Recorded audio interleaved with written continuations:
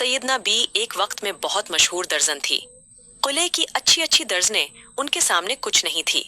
जब भी वो कोई नई कटिंग का लिबास सीते तो महल्लात में बुलाई जाती। शहर की बेगमात भी उनके हुनर की दाद देती थी। न उनको दिन को फुर्सत थी और न ही रात को चैन था। सुबह कहीं मेहमान होती तो शाम को कहीं मेहमान होती।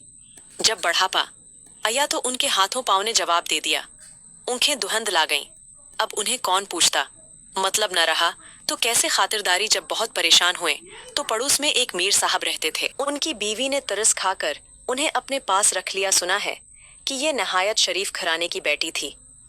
एक हादिसा में उनका खानदान तबाह हो गया और बीवा हो गई। इस जमाने में दूसरी शादी करना बड़ा ऐब समझा जाता था। उन्होंने मंगलानी का पेशा अख्तियार कर लिया और अपनी हुनरमंदी की बदौलत जिंदगी गुजार दी। जवानी तो इज्जत अबरू से गुजर गई। खूब कमाया, हजारों रुपए इनाम में लिए। मीर साहब के घर वाले छोटे से लेकर बड़े तक सब के सब अंतहा से ज्यादा खुश थे। हर एक सैयदना बी को खुदा का भेजा हुआ मेहमान समझकर उनके सामने भेजा जाता था। सैयदना बी 2-4 दिन तो जरा गमगीन और शर्मंदा शर्मंदा सी रही।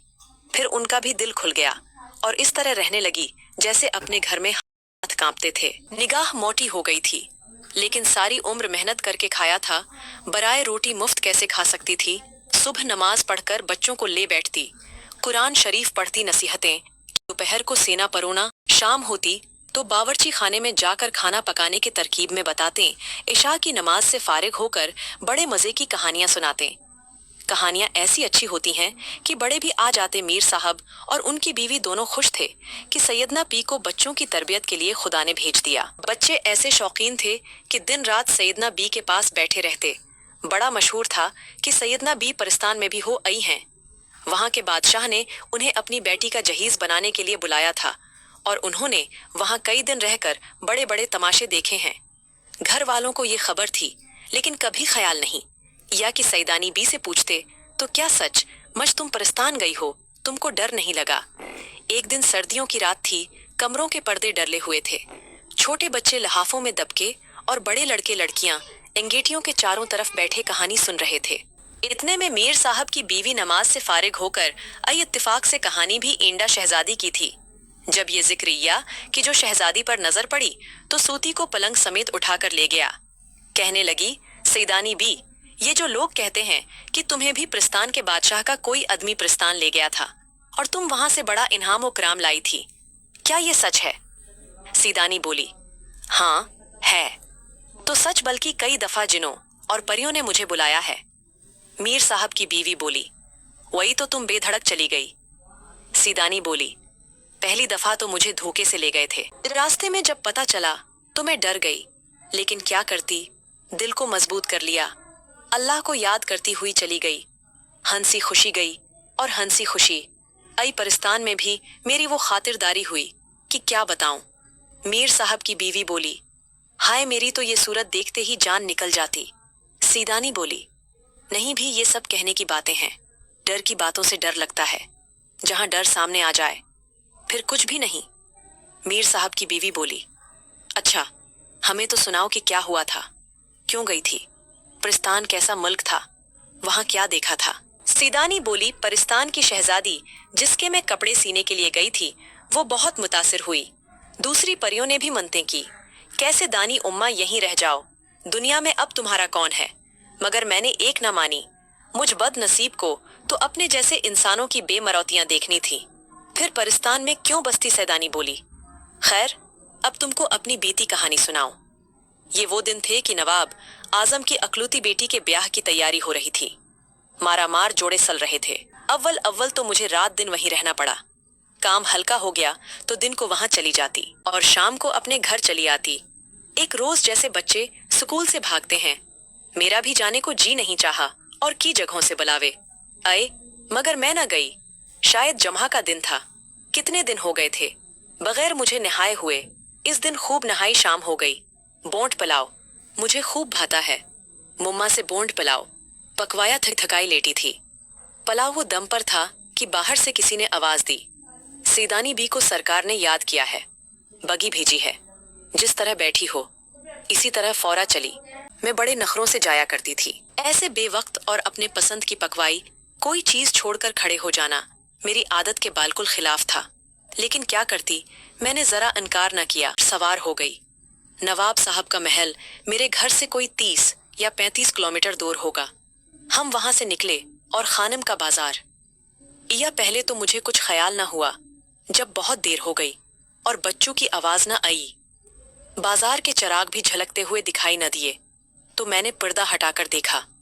अब जो देखती हूँ तो जंगल साए साए कर रहा है। बगी तेजी से उड़ी चली जा रही है। कलीजा थक से हो गया, हाथ पांव ठंडे पड़ गए कि ये क्या गजब हुआ। सिपाही कहाँ ले जा रहे हैं? इस जंगल में कौन सा सरकार है? मैंने दिल थाम कर कि मैंने अपनी आवाज निकाली और पूछा। ऐसा मालूम हुआ कि जैसे कोई बगी के पास बोल रहा हो। मुना निकाल कर जो देखा तो क्या कहूँ, एक बेजा शक्ल का आदमी था। बगी अपने अब ही चले जा रही थी। अब तो डर के मारे मेरा दम घटने लगा। आंखें बंद कर लें और कलमा पढ़ने लगी। 1-2 मिनट के बाद फिर हिम्मत करके बोली, अव्वल मरना, आखिर मरना, फिर मरना से क्या? डरना और लिलकार कर। उरे तुम कौन हो? जिन हो या भूत याद रख में। सीदानी हूँ, मुझको बता नहीं तो जलकर राख हो जाएगा। भला किया चाहता है तो मुझे यही उतार दे। सुधानी भी घबराओ नहीं, हम और हमारा बादशाह सईदों को बहुत मानते हैं। हौसला रखो, कोई तकलीफ नहीं होगी।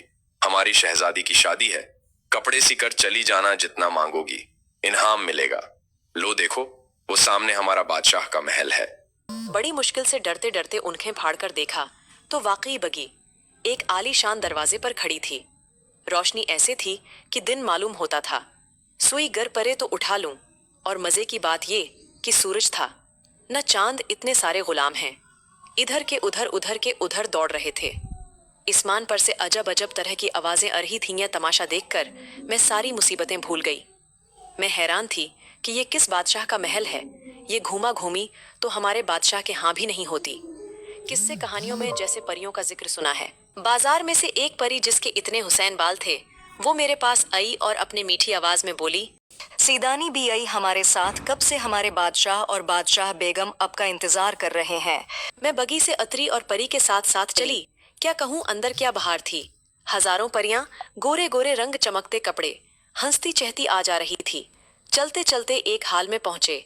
हाल की सजावट क्या बयान करूं। किले के दरबार भी देखे हैं, मगर इस जैसा समा आज तक नजर से नहीं गुजरा। और सामने ही एक बड़े तख्त पर बादशाह और बादशाह बेगम बैठे हुए थे। बादशाह बेगम के पहलू में एक लड़की, कोई 14-15 बरस की चेहरा, जैसे 14वीं रात का चांद, जुल्फें खुली हुई कई रंग के पर और ऐसे चमकदार के ऊँखें न हटती थीं। सिर पर नीम ताज रखे बैठी थी। मैं आगे तो बढ़ रही थी, मगर हाथ पांव कांप रहे थे, डर से नहीं हैरानी से कि अल्लाह, ये कौन लोग हैं? मैं जाग रही हूँ या ख्वाब में ये प्रिस्तान की सैर है? और अगर जागते में कोई परी यादियू मुझे यहाँ उड़ा लाई है। उसी सोच में तख्त के पास पहुंच गई। बादशाह मेरी घबराहट देखकर मुस्कुराए और बादशाह बेगम ने मुझसे कहा, ओ सीदानी भी, मिजाज तो अच्छा है। मैंने सुना है कि रास्ते में तुम बहुत डरे।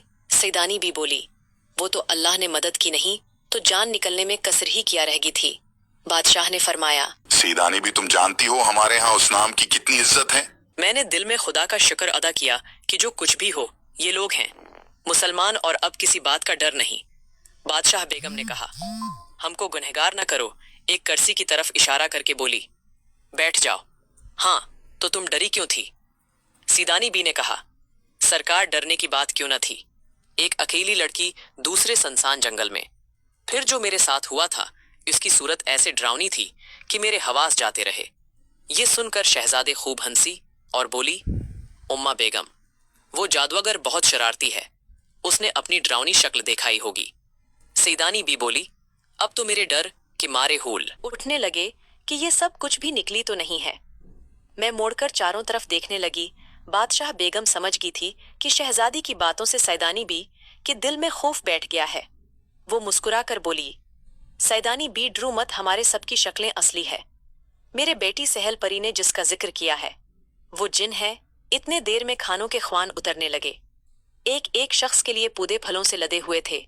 खुशबू आ रही थी, मगर मैं खाती क्या।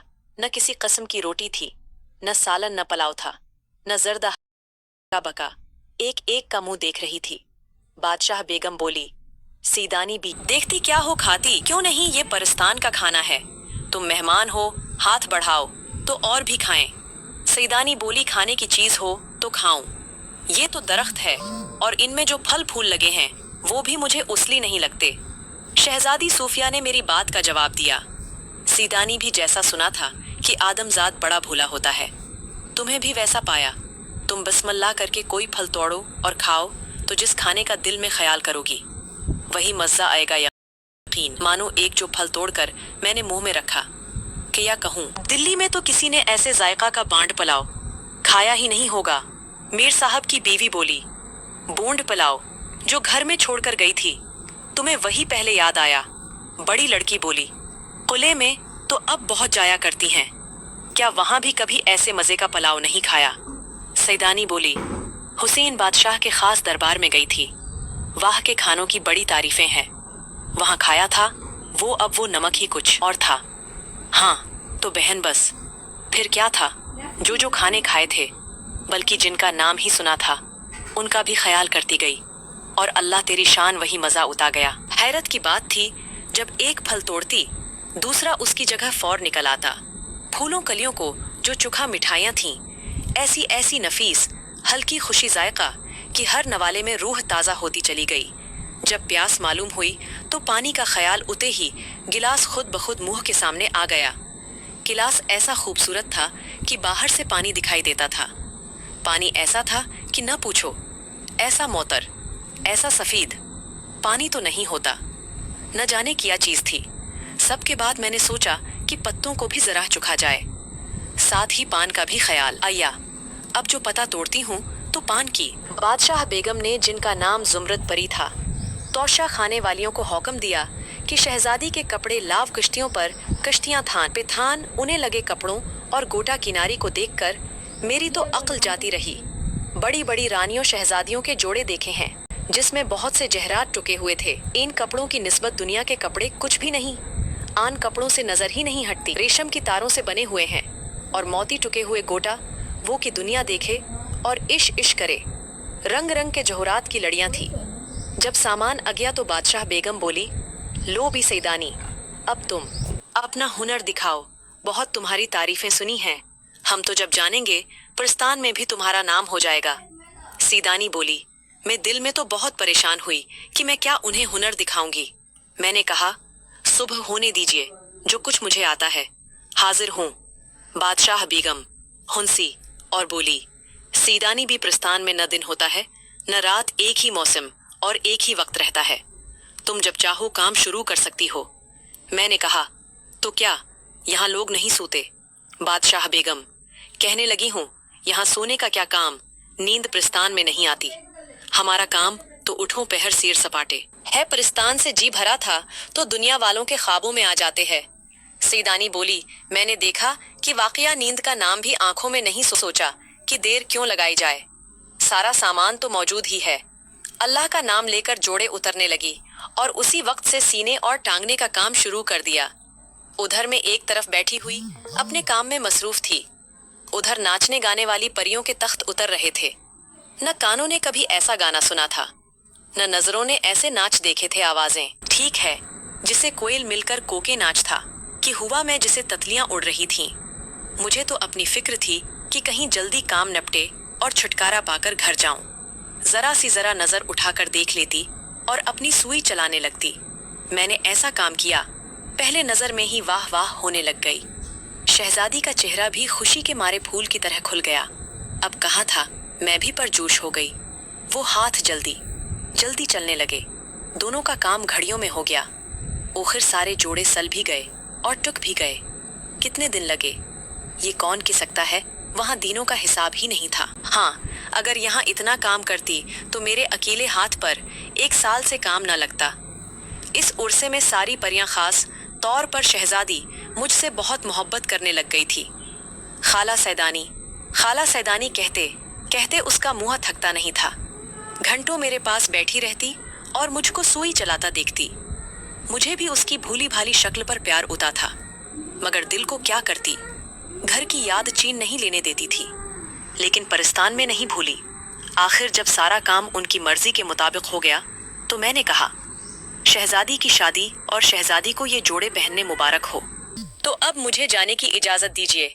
बादशाह बेगम बोली, सैदानी भी हमारा जी चाहता है कि शहजादी की शादी देखकर जाओ।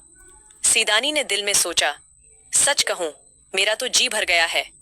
बादशाह बेगम ने सोचा, सैदानी परिस्तान की दीवानी हो गई है।